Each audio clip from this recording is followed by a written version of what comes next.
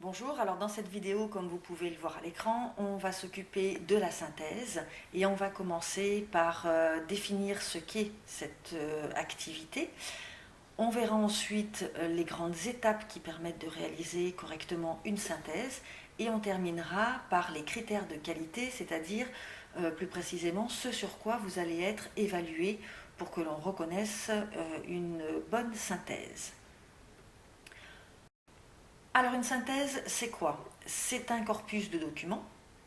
On parle bien de documents et non pas de texte, puisque vous pouvez avoir des extraits d'articles de journaux ou de livres. Oui, il peut y avoir de la littérature au niveau de la synthèse, mais il peut aussi y avoir des schémas, des tableaux avec des statistiques, des images. On peut même, pourquoi pas, vous proposer dans le corpus d'une synthèse un document audio ou une vidéo. Donc on parle bien de documents et non pas de texte. L'objectif de la synthèse, il est simple, enfin en tout cas relativement simple, c'est de réaliser une sélection des idées principales, donc essentielles, que l'on trouve dans le corpus. Le point commun de ces idées, c'est un thème. C'est aussi une problématique, c'est-à-dire une question à laquelle on va essayer de répondre.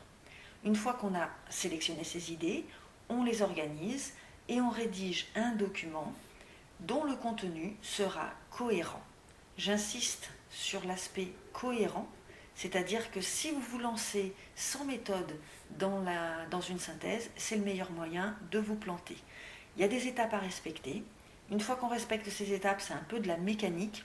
On est beaucoup plus à l'aise pour réaliser l'activité et du coup on a moins aussi de problèmes de gestion de temps. Pour une synthèse, vous avez entre 3 et 4 heures selon la formation dans laquelle vous êtes inscrit pour réaliser l'activité. C'est à la fois beaucoup et très peu, surtout si vous avez affaire à un corpus de documents élevé en nombre. On va de 2 documents sur un début de formation et ensuite on peut monter jusqu'à 4 ou 5 documents. Donc la synthèse, c'est pas excessivement compliqué, c'est surtout de la méthode et de la rigueur. Les étapes de la synthèse, on en compte 4.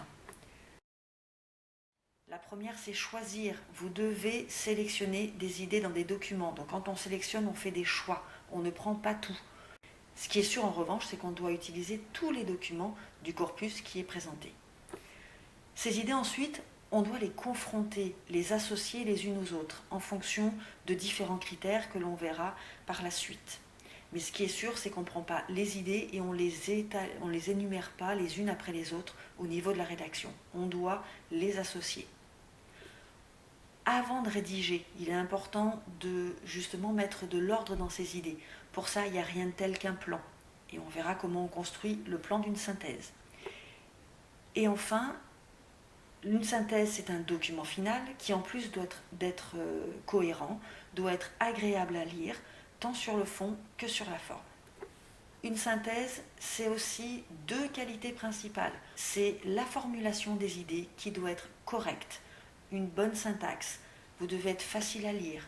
Si vous avez une faute tous les 3 mots, franchement, ça ne va pas être agréable pour votre correcteur. Et là, sur l'évaluation de la forme, ça va poser problème. On vient donc de voir qu'une synthèse, c'est rassembler des idées en un tout cohérent. Le tout cohérent, c'est votre rédaction.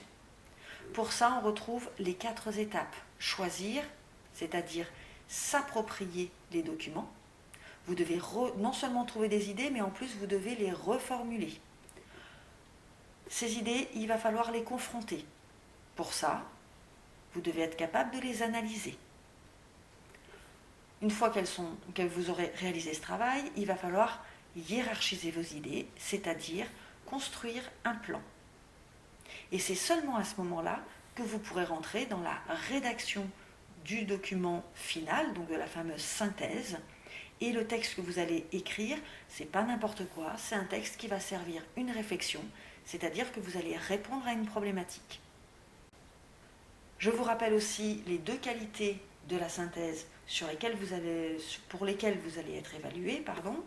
Donc la formulation des idées. Vous devez écrire en toute objectivité, votre avis ne doit pas figurer dans une synthèse puisque vous allez utiliser les idées des documents qui vous sont proposés. Donc les idées des autres, des auteurs. Les idées, il ne faudra pas les énumérer, il faudra les confronter les unes aux autres, donc rédiger selon un plan établi à l'avance. On ne se lance pas dans la rédaction comme ça. Et puis sur la forme, vous allez devoir maîtriser la langue française, c'est-à-dire qu'on vous lira avec aisance et qu'il n'y aura pas trop de fautes, donc un respect des règles inhérentes à l'orthographe, la grammaire, la conjugaison, la syntaxe et aussi un vocabulaire qui soit adapté. La prochaine fois, on va rentrer un petit peu plus dans le détail de cette méthodologie et notamment la première étape qui consiste à choisir des idées, donc à s'approprier les documents du corpus.